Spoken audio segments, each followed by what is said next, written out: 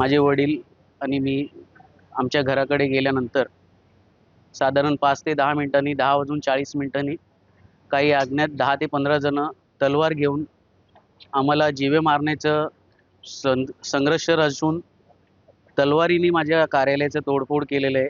कुठेतरी आम्ही समाजसेवा आणि चांगलं काम करतोय हे जर काहीतरी राग रुसवा ठेवून कोणीतरी हे कट रचतंय, त्यापाठी मी पोलिसांकडे हीच मागणी करेल की हे जे समाजकंटक आहेत, जे समाजाची सेवा करण्यासाठी आम्हाला थांबवायचा प्रयत्न करतायत, यांना चांगल्यात चांगली शिक्षा भेटली पाहिजे आणि लवकरात लवकर हे जे आरोपी आहेत त्यांच्यावर कठोरतेपेक्षा कठोर कारवाई झाली पाहिजे। अजूनपर्यंत आमच्या कार्यालयामध्ये माझ्या काम करणारा एक व्यक्ती होता, त्यांच्यासंगती आणखीन एक जण होते।